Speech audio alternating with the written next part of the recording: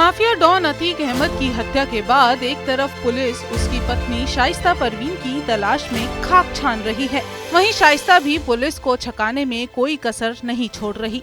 वह तो अतीक के जनाजे में भी शामिल होने आई थी। अतीक की हत्या वाली रात वो अपने वफादार जफरुल्लाह के खुलदाबाद स्थित घर पर आ गई थी।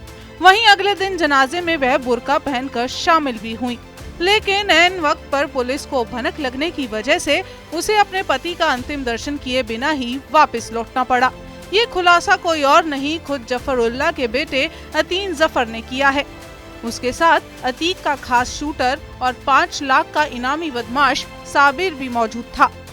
अतीन ने पुलिस को कड़ी पूछताछ के दौरान स्वीकार किया कि फरारी के दौरान शाइस्ता कई बार उसके घर आई थी। वह उस दिन भी उसके घर में ही थी जब अतीक अहमद और उसके भाई अशरफ को दफन किया गया। शाइस्ता के इस दफन कार्यक्रम में शामिल होने के लिए उस दिन काफी संख्या में बुर्काधारी महिलाओं को कब्रिस्तान भेजा गया था। अतीन ने बताया कि शाइस्ता पति के अंतिम दर्शन के लिए कब्रिस्तान भी पहुंची, लेकिन पुलिस की कड़ी चेकिंग की वजह से ही उसे कब्रिस्तान से बाहर ही वापस लौटना पड़ा।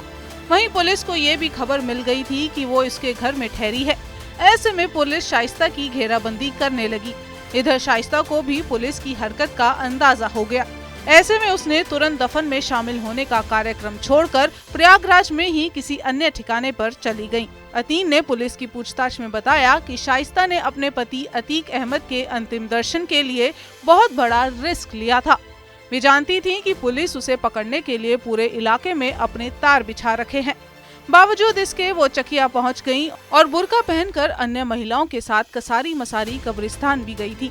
लेकिन पुलिस चूंकि हर एक महिला और पुरुष को चेक करने के बाद ही अंदर जाने दे रही थी, ऐसे में शाइस्ता को कब्रिस्तान के बाहर से ही वापस लौटना पड़ा।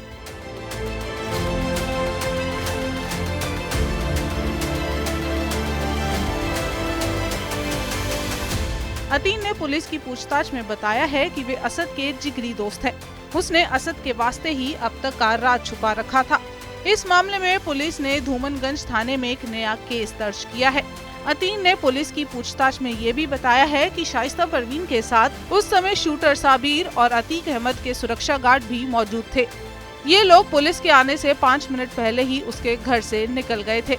बता दें, शाइस्ता की गिरफ्तारी पर पुलिस ने 1 लाख रुपए का इनाम घोषित किया है।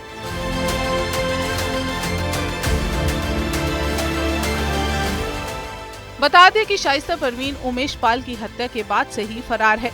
उसके बारे में दावा किया जा रहा है कि साबरमती जेल में अतीक अहमद के उमेश पाल की हत्या की प्लानिंग रची गई। इस प्लानिंग को जमीन पर उतारने में शाइस्ता परवीन ने मुख्य भूमिका निभाई।